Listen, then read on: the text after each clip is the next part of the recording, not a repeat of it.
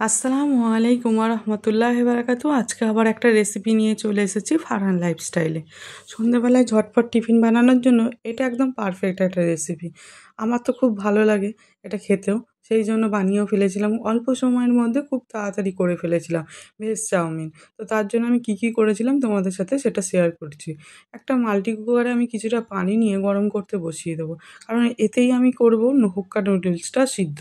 তো দেখো, আমার একটুখানি নুন দিয়ে এবারে পানিটাকে গরম করে নেব। পানিটা দেখো ফুটেও গেছে কিছুক্ষণ পরে। তারপরে আমি যে নুডলসগুলো ব্যবহার করব সেগুলো বার করে নিয়ে এর মধ্যে দিয়ে দেবো।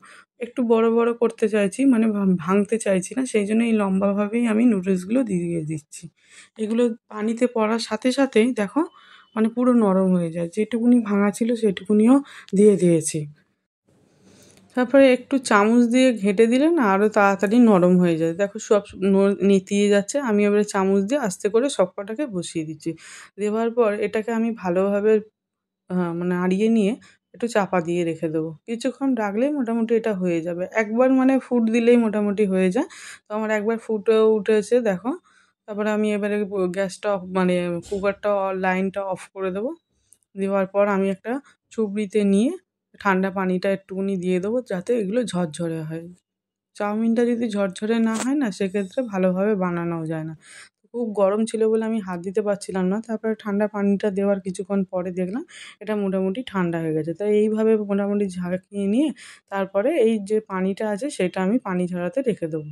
তারপরে আমি ইন্ডাকশানে আমার প্যানটা বসিয়ে নিয়েছি। এই প্যানেই আমি তৈরি করব। তার মধ্যে একটু তেল দিয়ে দিচ্ছি। প্যানটা গরম হয়ে গেলে আমি যে নুন আর গোলমরিচ দিয়ে ডিম ফেটিয়ে রেখেছিলাম সেই ডিমটা ফাটানোটা এর মধ্যে দিয়ে দিচ্ছি। একটু মোটামুটি ধরে আসতে তারপরে চামচ দিয়ে এইভাবে কেটে কেটে কেটে কেটে ভেজে নিতে হবে। এইভাবে মানে ভেজে নিলে কি হয়, অনেক সময় মানে ঠিকঠাক মানে নুন গোলমরিচটা প্রত্যেকটা ডিমের মধ্যেও এসে যায়। তো মোটামুটি আমার অল্প লাল হয়ে গেছে।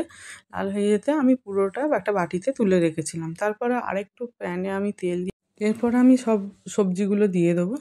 তো আমি এতে দিয়েছিলাম একটু বাঁধাকপি দিয়েছিলাম, ক্যাপসিকাম দিয়েছিলাম, গাজর দিয়েছিলাম, বিনস দিয়েছিলাম, পেঁয়াজ, কাঁচা লঙ্কা আর রসুন কুচি।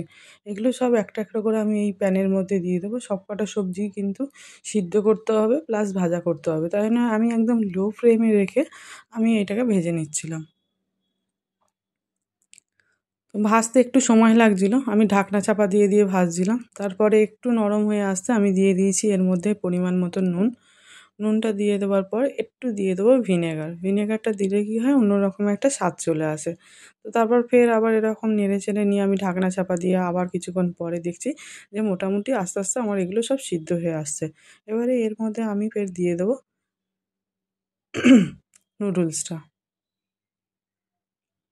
নুডলসটা দেখতেই পাচ্ছ খুব সুন্দর ঝরঝরে হয়ে গেছে। পানিটা সরে যেতে এর একদম পুরো কি বলবো, একটা অন্যরকম লুক চলে এসেছে। দেখো যেন দোকানের নুডলসের মতনই লাগছে। তো ওটাকেও ভালোভাবে সবজির সাথে মিশিয়ে নিয়ে তারপরে একটু দিয়ে দেবো সোয়া সস। খুব বেশি দেবো না সোয়া সসটা। সোয়া সসে মানে খুব একটা খেতে ভালো লাগে না। তবু একটু স্বাদ আনার জন্য জাস্ট দেওয়া হয়েছে। তারপর আমি দিয়ে দেবো গোলমরিচের গুঁড়ো। ওপর থেকে অল্প পরিমাণে গোলমরিচের গুঁড়ো দেবো, কারণ ওতেও ঝাল থাকে আর লঙ্কা তো দিয়েছিলাম। তো মোটামুটি আমার এবারে ভাজাটা কমপ্লিটের দিকে চলে এসেছিলো। তার জন্য সেই ভেজে রাখা ডিমটা ছিল ওটা ওপর থেকে ছড়িয়ে দিয়েছি। তো আমার কমপ্লিট হয়ে গেছে। আরেকটুখানি নাড়িয়ে চাড়িয়ে নিয়ে এবার আমি এটা প্লেটে সার্ভ করে নেবো। তো হয়ে গেছে, এবার আমি নামিয়ে নেবো। দেখো আমার পুরো কমপ্লিট হয়ে গেছে। নুডলসটা খেতে কিন্তু খুব সুন্দর হয়েছিল। পরিমাণে অল্প করেছিলাম। তো ফারহানের জন্যই মোটামুটি আর আমার জন্য হয়ে গেছিলো। তো কেমন লাগলো ফুল ভিডিওটা জানিও বন্ধুরা। আর যারা যারা আমার ভিডিওটা দেখছে তাদেরকে অনেক অনেক থ্যাংক ইউ। নতুন যারা থাকবেন তারা প্লিজ আমার চ্যানেলটাকে সাবস্ক্রাইব করে আমার পাশে থাকবেন। আবার দেখা হবে নেক্সট একটা এপিসোডে। টাটা।